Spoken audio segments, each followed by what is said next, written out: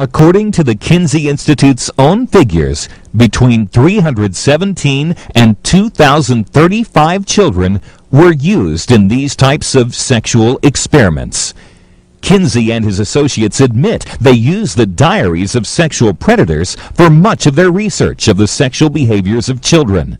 But in the name of science, their identities were protected, even after Kinsey's name was linked with Nazi pedophile Fritz von Balusek. It was roughly 60 years ago when von Balusek was arrested for the rapes of many children and the possible murder of a little girl. The judge, when they tried von Balusek, who was a very aristocratic fellow and had a very high place in the legal profession, when he finally came to trial, the judge said, I can't believe that you did this. You did this all for Kinsey, it would appear. And von Balusek replied, well, Kinsey himself asked me to do this. But these headlines never hit the stands in the United States, and so the Kinsey propaganda campaign continued. That the German papers at that very time were printing that Kinsey had been corresponding with this Nazi pedophile, and then it never made it to our newspapers, is clear indication of the control that the Rockefeller Foundation had, along with Indiana University. Recently, the New York Times, exploring the Hollywood version of Kinsey, reported an important fact that Dr. Reisman has been telling us all along.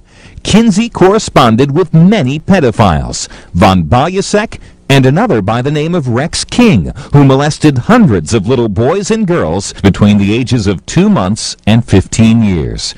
He was also known as Mr. Green. For the New York Times to actually report that Kinsey wrote to Dr. von Balusek and to Green and told them both that he wooed them and that he rejoiced at the information that they sent about their sexual violations of children, that's a major blow for the Kinsey Institute. Knight says Kinsey's influence has had far-reaching consequences most people have only become aware of recently. Kinsey went around the country testifying before state legislatures, most notably in Illinois and in California, advocating that sex offender penalties be lowered because his research proved that people aren't really that harmed by this kind of sex, that it's the hysteria that accompanies child sexual abuse that is the real problem. That children are sexual from birth then justifies the idea that children can not only have sex with each other, but they can have sex with adults if they're loving adults and loving sex, and in effect that they can begin to see the laws of age of consent drop dramatically, which they did post-Kinsey through the American Law Institute Model Penal Code. The Model Penal Code was created by a group of law professors, judges, and lawyers, and was the blueprint that legal professionals used to revise our criminal laws. Authorized Kinsey biographer Gaithorne Hardy is quoted as saying, "The Model Penal Code of 1955 is virtually a Kinsey document. At one point, Kinsey is cited 6 times in 12 pages. In the areas of sex crimes, the law of the American Law Institute reflected the Kinsey studies and ultimately was enacted into state law. Former Senator to California, Assemblyman Ray Haynes, says Kinsey's influence on the culture has caused irreparable damage to victims of sexual crimes. And so we ended up putting child molesters in prison for 3, 4, and 5 years. Well, we now know Kinsey was wrong. Child molesters are child molesters for life. And what we have done since the adoption of these laws is damaged thousands of children's lives because we've let child molesters back out on the streets based on a faulty study. I would like to see an investigation of all of this. Get it out in the open. Let the American public make the determination as to what happened, who did it, why, and let our congressmen, our legislators do their proper job in this regard. Not surprisingly, porn tycoon Hugh Hefner was inspired by Kinsey's studies.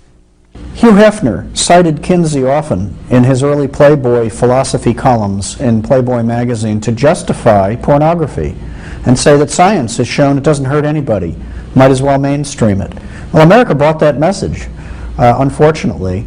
And the one reason Hefner included the Kinsey studies in his magazines was to give it literary or scientific merit so he could get around the pornography laws of the time.